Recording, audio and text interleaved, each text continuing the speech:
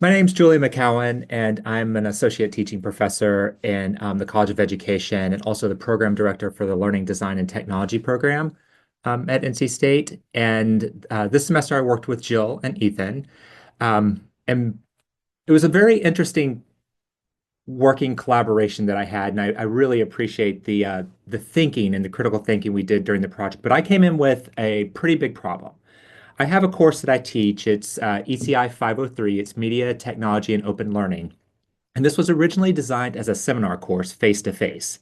Usually it was doctoral students. We would have maybe 8 to 10 doctoral students that would come in, and we would meet for almost 4 hours and, well, 3.5 hours in one session. And we would sit around and we would talk. I would bring in some topics, some conversations. We'd kind of go really deep into some important topics like authorship, intellectual property, open learning, ownership. What does free mean? And it led to some really good discussions. A couple years ago, I moved this course online. And that's where the challenges started because I still wanted to have those deep conversations that were critical, thoughtful, and dug really deep into a couple topics. So I came in with this problem of I have a course that I teach that I have two tracks of conversations. One track is prompts that I provide to them that create discussions for that entire unit. And then another one that creates a folksonomy that I'll talk about in a second. With the conversations, typically I can have anywhere between 200 to 700 threads a week that are happening with our students. And I attribute that to some very specific things I do to encourage engagement. So it's not just like post this number, it's not do these. I have criteria that they use for posting and then continuing, and they have to contribute every single day. So as you can imagine, my problem really coming into this was how do I manage this? The workload is incredible with these conversations, which constitutes the bulk of the course, because I wanted to keep that same seminar, that same in-depth conversation and thinking. But the workflow and management process was very challenging. And so I came in with this idea. I'm like, I am going to use Yellowdig for this, and I'm going to find out more about it. This is one tool that I've never used, and we kind of explored this a little bit. And we kind of came to the conclusion, I think together, and Ethan and Jill, you can jump in if you would like, that Yellowdig may not have been the best idea to solve that problem. Because the topics are very discrete and they're very controlled, it doesn't give a lot of opportunity for just casual conversation in that situation. So that was a big problem. And we kind of looked at that in a different way and thought about here are some things that we can improve in Moodle, using Moodle to um, kind of streamline the workflow, give me some additional tools. And we actually submitted some support requests to actually, hopefully in the future, see some of these happen. On the other hand, the other type of contributions and conversations that are happening in the course is this whole separate thing that I call folksonomy. I mean, I don't call it a folksonomy, it is a folksonomy.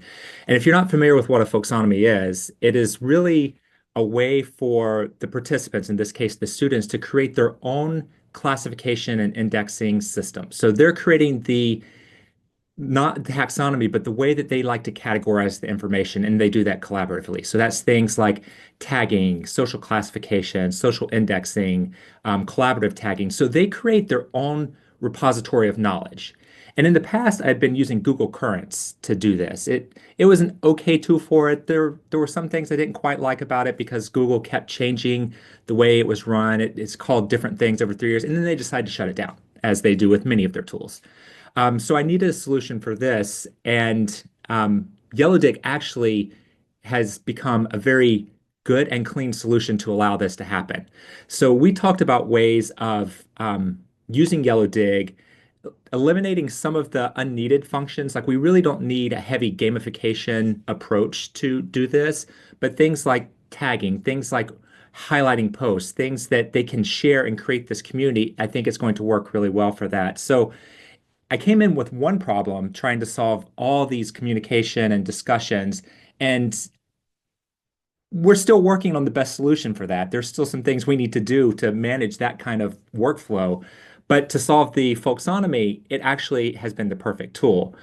Um, and I will say that being introduced to what Yellowdig can do and what it can do, I actually have pulled it into another course. So there's another course I teach, which is accessibility and online learning, that this is actually the perfect tool because those types of conversations are not topic-based conversations that I create. They're ones that are discussions that the students just want to have throughout the entire semester. So instead of having discussions in units or in weeks, it's this discussion that continues to happen throughout the semester.